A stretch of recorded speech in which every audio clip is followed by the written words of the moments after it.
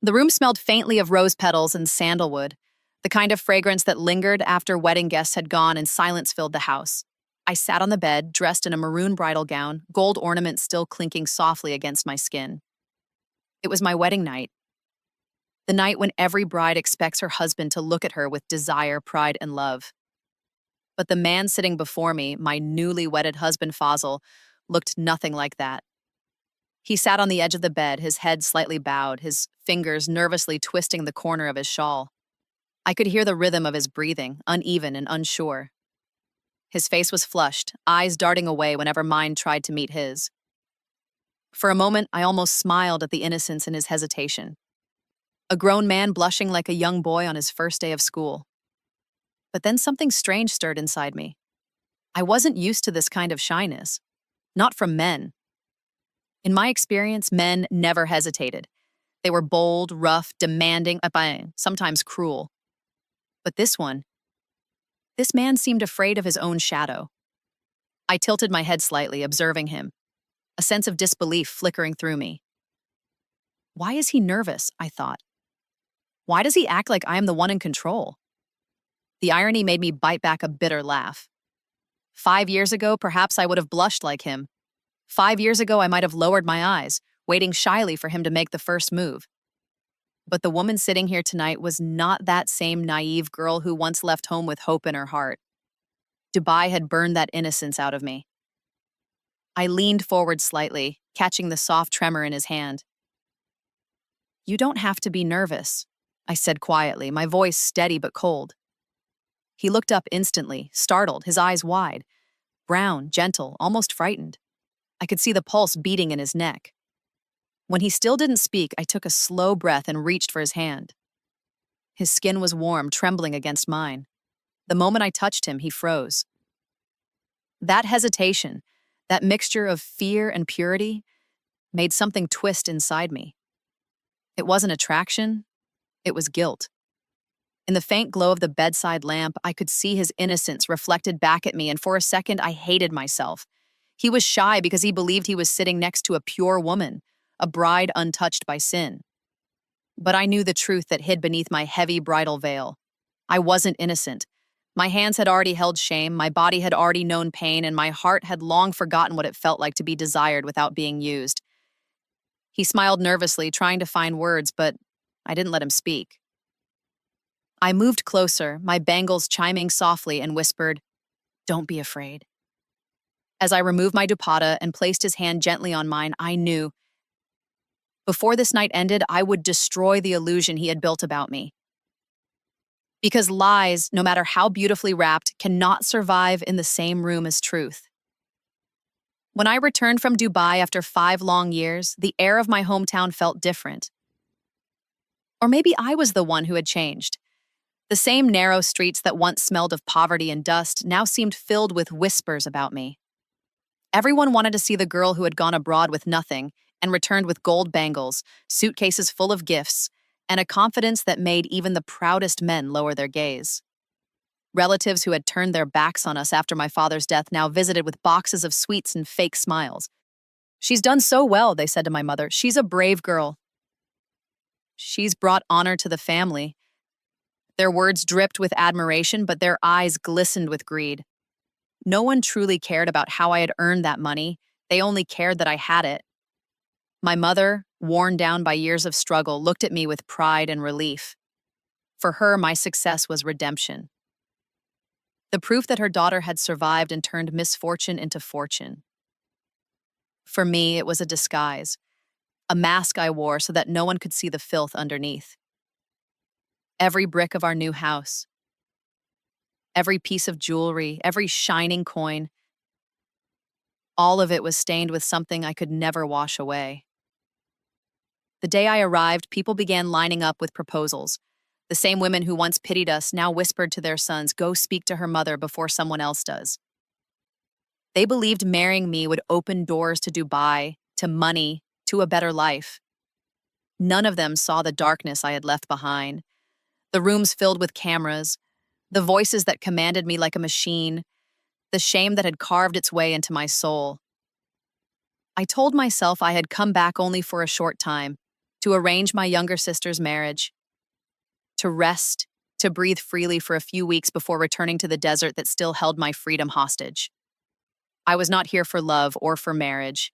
I no longer believed in such things. But my mother had other dreams. "You're home now," she said one evening as we sat on the balcony. "You've done enough for everyone. It's time to think about yourself." Her voice carried love, but also an unspoken plea. She wanted to see me settled, happy, a normal woman again. What she didn't know was that normalcy had left me the day I first stepped into that apartment in Dubai. I tried to refuse politely, telling her I had no interest in marriage, that I had plans to go back soon, but she persisted. "Just meet a few good men," she said. "It doesn't hurt to look." I nodded to silence her, though deep down I knew no man could ever love me if he knew what I truly was. The world only loves success, not the sins that built it. Still, as the proposals piled up, I found myself wondering whether fate was mocking me or giving me one last chance to settle my unfinished scores. I wasn't supposed to get married. Not again, not ever.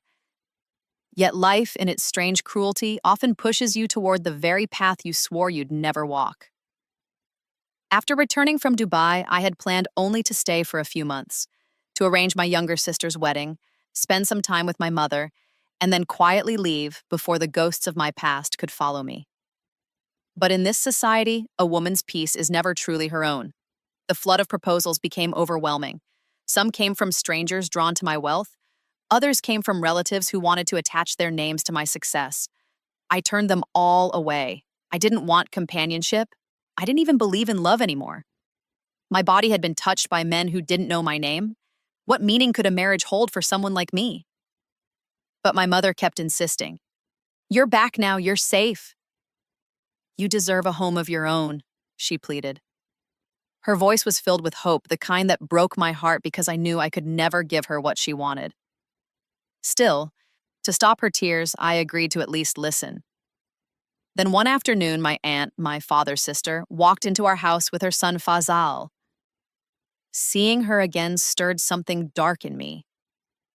This was the same woman who had mocked my mother after my father's death, who had refused to help us when we were starving.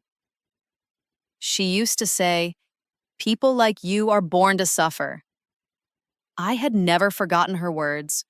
When she sat before my mother now, all smiles and false affection, and proposed her son's hand for me, I knew exactly what she was doing. She wasn't offering peace, she was offering ownership. She wanted her son to marry me so that all the wealth I had earned in Dubai would somehow become hers.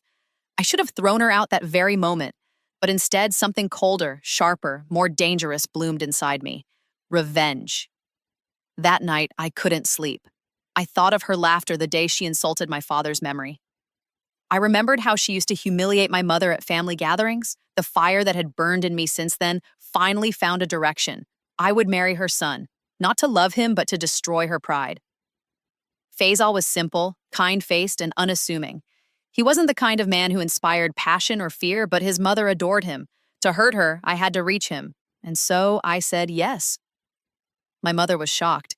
"You hate your aunt," she said. "Why would you marry her son?" I only smiled. "Because, mother," I whispered, "some wounds can only be healed with fire." Within 10 days, our wedding was announced. The family buzzed with gossip. Why would a woman like me choose a man like Fazal? But I didn't care. Let them wonder. I had waited years for this. My aunt had stolen my father's peace. Now, her son would live under my roof, as my husband, Agar Damad. It wasn't love that guided my heart. It was vengeance, wrapped in bridal silk. Before revenge ever took root in my heart, there was only hunger. Raw, humiliating hunger that eats through your dignity faster than any sin. After my father's death, our home became a battlefield between survival and despair. My mother and I tried everything to keep the house running, cleaning homes, washing dishes, sewing clothes. But no matter how hard we worked, the money was never enough. Some employers were kind, most were not. In many homes, the men of the house would linger when we worked, pretending to need something, brushing past too closely, letting their eyes linger too long. I learned to shrink myself, to move silently, to be invisible. But even invisibility couldn't protect us forever. When one of those men tried to touch me, my mother pulled me away and swore we would never go back. That was the day I realized poverty doesn't just starve you, it strips you of safety too. We found a few other houses where we cleaned to survive. But then, my mother fell ill. The fever wouldn't break, her breathing became shallow, and the little money we had was spent on medicine that barely worked. I remember sitting beside her, watching her fragile chest rise and fall, feeling the helplessness crush me. I wanted to scream, to run, to do something, but there was nothing left to sell, nothing left to hope for. One afternoon, as I mopped the marble floor of a wealthy woman's house, she noticed my tears. "What's wrong, girl?" she asked casually, as if pity were a luxury she could afford. I told her everything, about my sick mother, our debts, and my desperation. She listened quietly, then smiled. "I can help you," she said. "My brother lives in Dubai. He helps girls find good jobs there. Maids, receptionists, even nannies. You'll earn 10 times more than what you make here." The word Dubai sparkled in my mind like a promise. I had heard stories of people returning rich, building houses, sending their families to good schools. I asked her if I needed to study for it. She laughed softly. "No, you just need to trust me." It sounded like salvation. I told my mother that night, and though she hesitated, my determination convinced her. "It's dangerous," she whispered, "but maybe this is our chance." Within 2 weeks, my documents were prepared. My employer handled everything: passport, visa, even the ticket. She said her brother would meet me at the airport. I remember holding that passport like it was the key to paradise. My aunt heard about it and came to mock us. "You?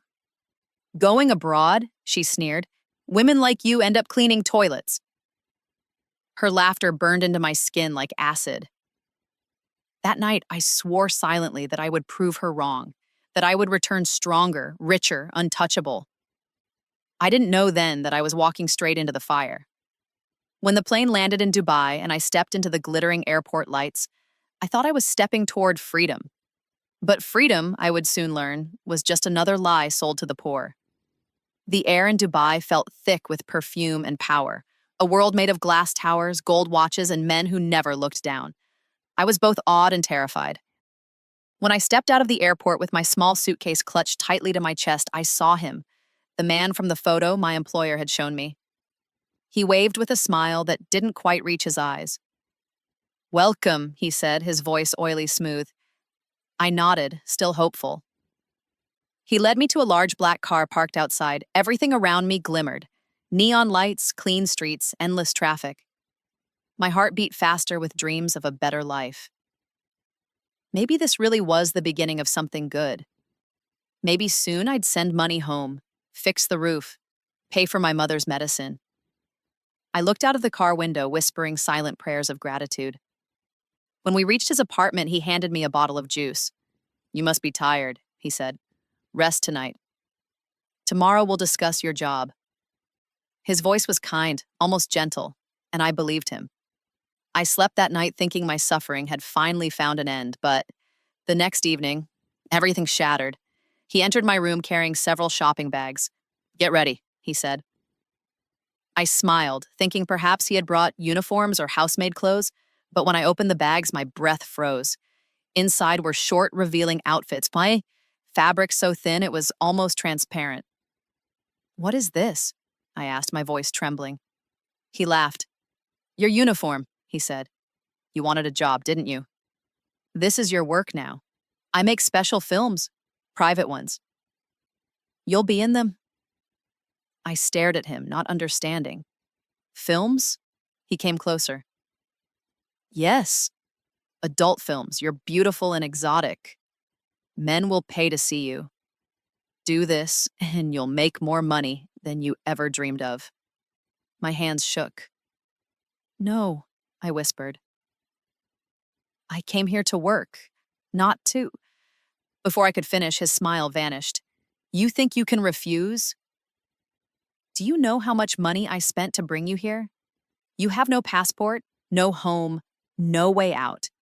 If you don't do as I say, I'll have you thrown out or worse.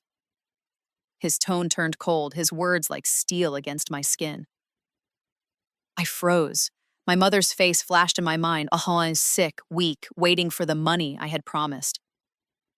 I thought of my younger sister, her wedding dreams, our unfinished house. Desperation drowned the scream in my throat. That night, I put on the clothes he brought. My tears blurred the mirror, but I forced myself to keep standing. When I stepped into the next room, there were cameras, bright lights, and two foreign men waiting. I wanted to run. Instead, I obeyed. By dawn, I wasn't the same person anymore. Something had died inside me, something pure, something I'd never get back. That was the true price of survival. You pay for it with your soul. After that first night, something inside me broke. Not like glass that shatters once, but like a mirror that keeps cracking a little more each day. I stopped crying. I stopped thinking. I stopped being. The man who had brought me to Dubai, my so-called employer, told me I had done well. His smile that morning still haunts me. It was the kind of smile that feeds on someone else's ruin. He gave me some juice, a few tablets for the bruises, and an envelope thick with cash. "You'll get used to it," he said. "Soon you won't feel a thing." And he was right. At first, I told myself I was doing this for my mother, that her medicines, her comfort, her peace depended on my silence. But with every passing night, the reason blurred. The camera lights became normal. The strange faces of men no longer shocked me. I learned to move on command, to smile on cue, to die without dying. My body worked like a machine. My soul watched from a distance. Every week, he brought new men, darker, older, sometimes crueler. When I protested, he reminded me of the videos he had of me. "One click," he would say, raising his phone, "and your family sees everything." That threat was the cage I lived in. The money came regularly. I wired most of it home. My mother's health improved, my sister's wedding took place, and the neighbors whispered that I was their pride. "She made her family's fortune," they said. If only they knew the truth, that every brick of our new house was bought with my shame. 5 years passed like that. 5 years of pretending to be someone else. I no longer knew the sound of my own laughter. I became efficient, emotionless, professional. Even my reflection looked like a stranger. When I caught sight of myself in the mirror, I would whisper, "Who are you?" But the woman staring back never answered. Sometimes new girls arrived, young, terrified, clutching their bags the way I once had. I wanted to warn them, to tell them to run, but I had no voice left to give. I was part of the system now, another broken piece in his collection. Then one night, after a particularly brutal filming, I collapsed. The doctor he called said my body was exhausted, my nerves frayed. I realized I couldn't keep doing this. I was becoming a corpse that could still breathe. So I begged him. I told him I needed to go home, just for a short time, to see my family, to rest. He laughed at first, but I kept insisting. Finally, he agreed, but with a threat sharp enough to pierce my heart. "Go," he said. "But if you don't come back, I'll send every video to your mother, your village, your precious family." I nodded through my tears. I didn't care about myself anymore. I just needed to breathe the air of my homeland once before I died inside completely. That was how I left Dubai. Not free, not forgiven, but only temporarily released from my prison. When the plane landed in Karachi, the heat wrapped around me like an old familiar memory sight. Sharp, heavy, and almost suffocating. I looked out of the window and felt something strange, relief mixed with dread. I was home, but not the same woman who had left. The girl who once dreamed of saving her family had been buried somewhere beneath 5 years of shame. At the airport, I wore a loose shawl and dark glasses, hoping no one would recognize me. My mother's face lit up when she saw me. She looked healthier, stronger, her eyes glowing with pride. "My daughter is back from Dubai," she said to the neighbors with a joy that stabbed me like a knife. They all saw me as a success story. The girl who made her family's fortune. No one knew the truth, that every rupee I sent home carried a stain I could never wash away. At night, I would lie awake and hear my mother whisper prayers of gratitude, asking God to bless me. I wanted to tell her everything, the lies, the pain, the filth, but every time I tried, her innocent smile stopped me. I didn't want to destroy the image she carried of me, so I stayed silent. Silence became my shield. Then came the talk of marriage. My mother, overjoyed by my return, began searching for a match. Now that you're back, she said, it's time you have a home of your own. I froze inside. How could I explain that no home could ever cleanse me, no husband could ever accept what I had become? But she kept pressing, and I couldn't bear to break her heart. That's when my aunt appeared again, the same woman who had mocked my mother years ago. She came smiling this time, carrying her son Faisal's proposal. It was ironic. The woman who once said we were beneath her now wanted to join our family. Maybe fate was giving me a cruel chance to even the score. My mother warned me. She never meant us well, she said softly, but my mind was already made up. Let her think she's won, I told her. This time I'll choose how the story ends. Yeah. When I looked at Faisal, I saw a man too kind for the revenge I was planning. But I pushed the guilt away. This wasn't about him. It was about the past. I had suffered for 5 years, and now I told myself it was their turn. I agreed to the marriage, not for love, not for family, but for vengeance cloaked in bridal silk. What I didn't know was that fate was preparing to turn my revenge into redemption. The wedding passed in a blur of faces, laughter, and rituals. Everyone saw the glow on my face, but no one saw the trembling in my heart. I wasn't the shy bride they thought I was. I was a woman waiting for judgment. Each smile I gave was a lie stitched into red silk. My mother's eyes sparkled with hope, and my aunt, now my mother-in-law, beamed with victory. Only I knew this marriage was a battlefield disguised as a celebration. When Faisal and I finally entered the small, decorated room that night, I felt the weight of the secret pressing against my ribs. He sat at the edge of the bed, nervous, quiet, his hands fidgeting with the corner of his shawl. I watched him for a long time, his innocence, his humility, his gentle presence, and for the first time, guilt replaced the cold thrill of revenge. He tried to speak but stopped. I could hear his heartbeat in the silence. Then, unable to bear the tension, I did something I hadn't planned. I reached out, took his hand, and met his eyes. They were kind, untainted by suspicion. That kindness broke me. Fazal, I began softly, my voice shaking. Before you come any closer, you need to know who I really am. He looked confused, but he didn't interrupt. I took off my veil, set it aside, and stared at the floor. Then the words spilled out, ugly, painful, unstoppable. I told him everything, about Dubai, about the lies, the men, the cameras, about how I had been trapped, used, and reshaped into something I didn't recognize. I told him that I wasn't pure, that my body carried the memory of strangers, that my heart was heavy with shame. Tears blurred my sight, but I kept talking.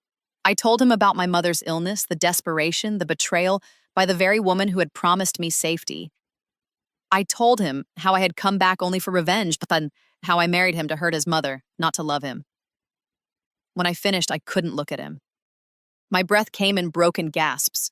I waited for anger, disgust, rejection, for him to walk away, to spit the truth back into my face.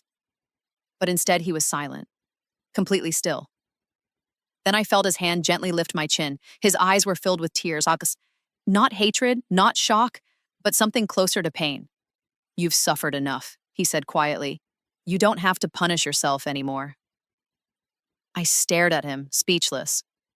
In that moment, for the first time in years, someone saw me not as a sinner, but as human. For a long time, neither of us spoke. The silence in the room was heavier than any judgment. I kept my eyes fixed on the floor, waiting for the sound of footsteps, a door slamming, or his voice cursing me. But none of that came. Instead, Fazal reached forward and wiped away a tear from my cheek, the same tear that carried 5 years of pain, guilt, and humiliation. I don't see sin in you, he said softly. I see what the world did to you. His words cut through me like light breaking through darkness. I shook my head, unable to believe him. You don't understand, I whispered. You're my husband, and I'm not worthy of that word. He smiled sadly. You think purity is only about a body? You think love is blind to pain? No, Falak, I know your past, and I still choose your present. Those words hit me harder than any slap could have. After everything I had lived through, I had forgotten that kindness like this still existed. I tried to speak, to apologize, but my voice broke into sobs. Fazal didn't move away. Instead, he held me, not with desire, but with understanding. That embrace was warmer than anything I had ever known. He then revealed something I never expected. "I've loved you since we were children," he said. "Even when my mother told me to stay away from you, I couldn't. I watched you struggle, and when you left, a part of me prayed every night that you'd return. When I heard you were back, I begged my mother to let me marry you." My breath caught. All this time, I thought I was using him for revenge. But in reality, fate had chosen him to heal me. I cried again. Not from shame this time, but from the unbearable mercy in his heart. Faisal wasn't just forgiving me, he was teaching me that forgiveness could exist at all. That night, for the first time in years, I felt peace. The voices of the past that used to haunt me grew quieter. I realized that maybe I wasn't doomed to carry my pain forever. Maybe, through Faisal's love, I could finally learn to forgive myself. But deep inside, a shadow remained, the fear that my past might one day come chasing after me again. 7 months have passed since that night of confession. 7 months of unexpected peace, fragile yet real. Fazal and I now share a quiet life in a small rented house on the edge of the city. Every morning, I watch him leave for work, and every evening he returns with that same gentle smile, as if nothing in the world could make him see me differently. Sometimes I wonder if love is just another kind of miracle. The kind that doesn't erase your past, but teaches you how to live with it. My mother often visits. She laughs freely now, her illness fading, her eyes shining with gratitude. She doesn't know the full story, and maybe she never will. I've stopped trying to explain or justify myself. Faisal's forgiveness was enough. It became my quiet redemption.